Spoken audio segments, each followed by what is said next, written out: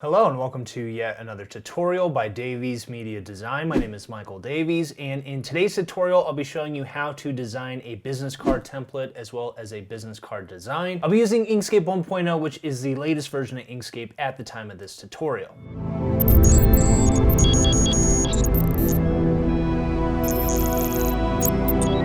Before I get into that, don't forget to check out my website at daviesmediadesign.com. As always, I have tons of GIMP and Inkscape tutorials on here, as well as my GIMP book of layers and free software help articles, so definitely check that out. And you can get more with a premium membership to Davies Media Design. I'll include a link to this as well as all the relevant links from this tutorial in the description of the video. Here is the final design for this tutorial, so I'll be showing you how to set up this template here. It includes the bleed areas, and we're also going to do a safe area. And I did a simple black and white design here using a logo I created in another tutorial, which I'll link to this video. You can also see the print marks in the corner, which I'll show you how to set up. So this design will be print ready, even though it will be an RGB design because Inkscape does not produce CMYK designs. I will be doing the front and back of the business card. This is just the back side. So for starters, let's go to File, New. This will open up a new Inkscape document, and I'll change the size of the document here by going to File, Document Properties. By default, the display units here will be set to millimeters. You could change this to whatever you want. So I'm going to change this to inches. And you can also scroll through here. There are some templates in here. And if I keep scrolling, one of them is going to be a US size business card, so 3.5 by 2 inches. This is actually the size that we need, so I'm gonna go with this. And that will automatically change the custom size to 3.5 by 2 and the unit to inches. A couple of settings I wanna change just for my personal preference. I'm going to turn on border on top of drawing. That will just ensure the border displays on top of any sort of object we place over it. That's just easier for me. And I'm going to turn off the border shadow because I don't like that. Finally, I'll come over to guides and make sure show guides is checked. And I'm also going to click create guides around the page. That's going to tell us exactly where our business card ends. And that way we can stay inside the boundaries here while we are designing. So I'll exit out of here, hold Control, zoom in. Here is the start of our business card. So many of you may be printing this somewhere that requires you to have a bleed and also a safe area to keep in mind just in case the machine that is cutting your business cards accidentally cuts out too much. So we're gonna create both a safe area and a bleed area for this tutorial. And it's pretty easy to do. All you need to know is what size your bleed area is going to be. So I'll come over here and grab my rectangle tool and just draw a rectangle loosely. Doesn't matter what color it is. And I'm going to shift click on the little X down here to make sure this doesn't have a stroke. And then I'll come over here and I'm going to change the width and the height to match the bleed area I want to add to this. So because I want to add a bleed area of 0.125 to my business card, I need to multiply that by 2, and that's what I'm going to add to the width and the height of my shape. So in this case, that's going to be 0.25. So we know that our original document size is going to be 3.5 by 2. So when we're adding 0.25, that's going to make this 3.75. Hit the tab key by 2.25, hit the tab key again. Then I'll grab my select tool, make sure we have our shape selected, and we'll bring up the align and distribute window, which you can see is just Shift Control A as the shortcut key. We'll align this relative to the page, and we are going to just center align this both vertically and horizontally. And then what I'll do while this is selected is hit Control D. That will duplicate this shape. Then we'll go to Object, Object to Guides, and now we have guides going on here around our shape, and that marks the bleed area.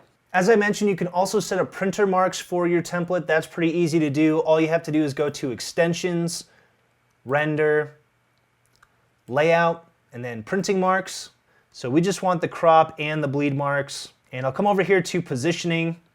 So I've got the crop mark set up to my canvas. The unit is inches. I've got it offset by 0.125, and then the bleed area down the line here is going to be 0.125. So you guys can manually input those values or whatever value you want to use for your bleed, and I'll click Apply. So that will add the crop and bleed marks to this. Let me exit out of here. Lastly, I need to mark my safe area. So in my case, I'm going to use 334 by 184 as my safe area. So I'll grab my rectangle tool, once again just arbitrarily draw a rectangle, and this time we could change the color of this to white. Doesn't matter because we're not going to keep it grab the select tool to select that, and we can come up top here and type 334 and then 184, so that's the width and the height. Hit the tab key. Once again, I will center align this using the align window. And we're not going to keep this object, we just want guides from it, so we don't need to duplicate it. We'll just go to Object, Objects to Guides, and that inner area is going to mark our safe area. So hold Control, zoom in. Now you can see we have our template. If you want to save this, you can go to File, Save, or Save As. And we'll just name this Business Card Template. Hit the Enter key, and now we have a template. So right now this background color here is orange. We could change this to whatever background color we want. So in my case, I actually just want to make this white. And then we can right click on here and go to Lock Selected Objects, and that'll make sure we don't accidentally select that and move it. Now that we have our template set up, we can move on to the actual designing process. So I'm going to start with the back design, and that's going to be the area that has your name, your information, contact info, etc. So what I'll do is start by grabbing the rectangle tool and making sure that my snap to guides and snap to grid option are turned on. I'm just going to click and drag this from the top left corner down to the bottom right. And we can't see it right now because this is white, so let me come over here to my swatches and click to change that to black. And I can grab my select tool and I can extend this out as much as I want to. So we're just going to estimate how large we want this, probably about right here. Next, I want to add my logo in here, and as I mentioned earlier, the logo I'll be using for this tutorial comes from another tutorial, and I will link that tutorial to this video so you guys can follow along if you want. So I'll open up the file location on my computer where this is, and I'm just going to double click on it because this is an Inkscape file. So here is the logo I want to use. I'm just going to click and drag with my select tool over everything, and Control G, that's going to group this, and then Control C to copy. Minimize this and minimize my file explorer. Click on our composition here and Control V to paste. I'll hold Control and zoom out, so this is a lot bigger, but because this is an SVG file or a vector-based file, I can scale this down without any quality loss.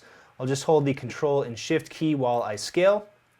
Hold Control, zoom in, and right now this is black, and so is the background I want to place this on. So all I need to do to change the color of this is make sure I have everything selected and come over here to my swatches panel and click on the white swatch. And now this will be white and I can move it in place. And once again, I'm just going to scale this down while holding Control and Shift. So that ensures that this scales down at a 1:1 aspect ratio and also scales from the center. And now I'm just going to move this in place. I'm basically centering this between the safe area and the far right side. And I can also come over here to my alignment window and just click to horizontally align this. And now I'll click off that shape. So I do want to make sure that the logo is inside the safe area. And we could probably click on this and just make it a little larger, like so. Next, I'll add my text information. You guys can use whatever font you want. I'll be using the free Handsi font, which I will link in the description of the video. So I'll come over here, grab my text tool, and I'll just start by clicking to create a text box. And first I'll start with my caps lock key on, and I already know this font pretty well, so I know what parts I want to be in full caps and which parts I don't want to be like that. So just normal capitalization. But once I finish the first line, which is just going to be my name, I'll hit the Enter key and create the second line. So this one, and this is all totally made up, by the way, besides my name. So now we have the job title, hit the Enter key, we'll hit it twice this time, and now I'm just going to type an address, and this time I'll turn the caps lock key off, and now I'll type a fake phone number, hit the Enter key twice, hold Control and use my mouse wheel to zoom out. So obviously the text is too large here. The simple way to deal with this is to first grab your select tool and just use the arrows, the handles here, and hold the Control key to scale this down. Of course, we want the text inside the safe area, so I'm just going to drag it until the text fits in there. So now we can style this text, and I'm going to start by grabbing my text tool, click inside the text box, and hit Control A. That will select everything. Then I'll go to Text, Text and Font. So this allows me to bring up some fonts that I can test out. I already know the font I want to use is going to be Handsafe. So I can just use the up or down arrows to cycle through these and get a preview. And by the way, if you're not sure how to download and install fonts for Inkscape, I do have a tutorial on how to do that.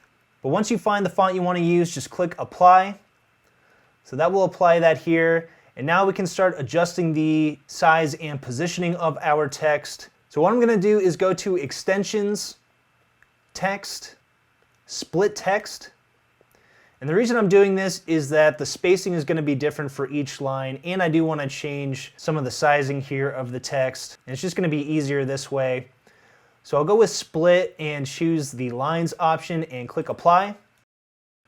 So that has split all of these different lines of text into their own little text boxes. I'll exit out of this, hold Control and zoom in.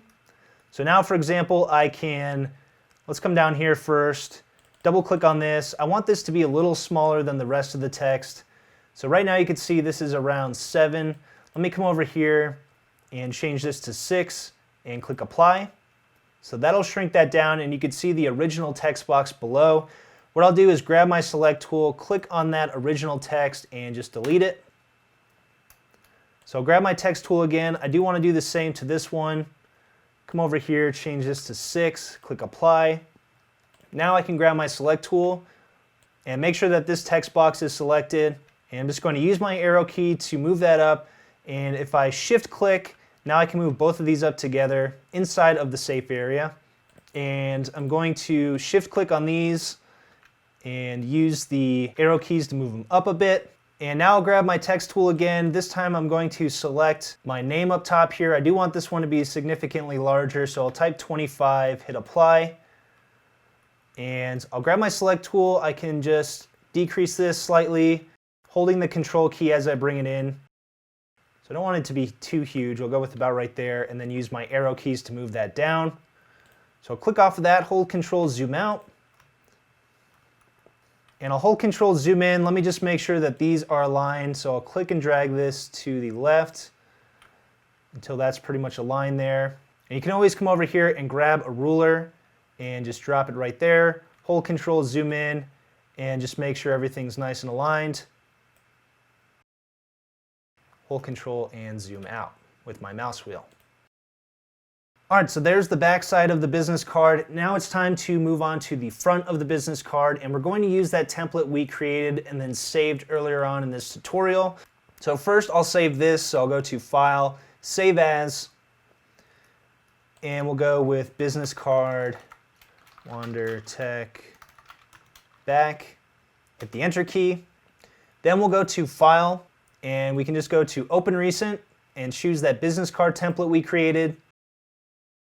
So here's the file we created earlier. What I'll do now is click on this, and I actually want this shape to be black now, so I'll come over and change the color to black.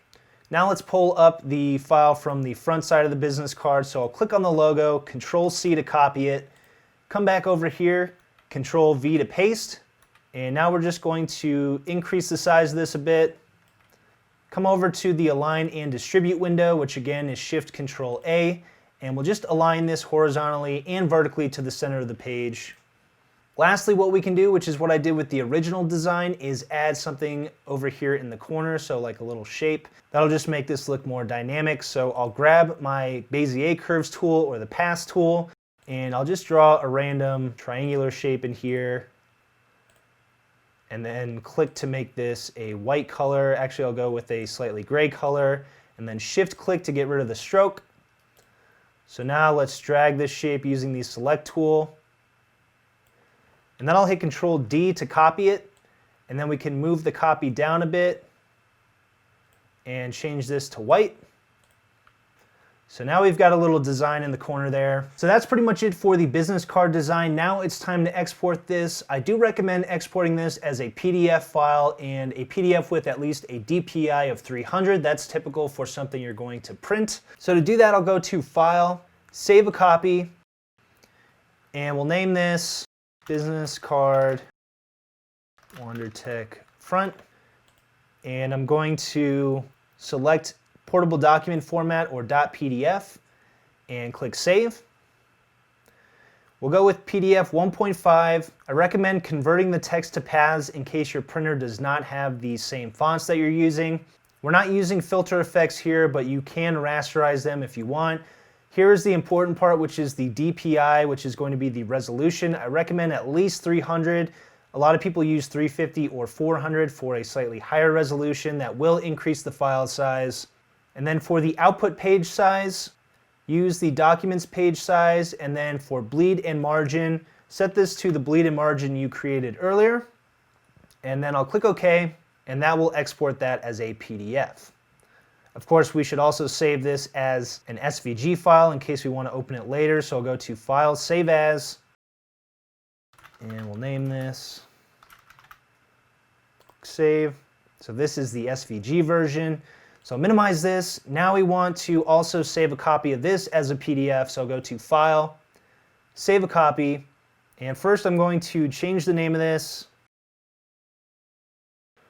and then select PDF, click Save, and we'll go with the same exact settings and click OK.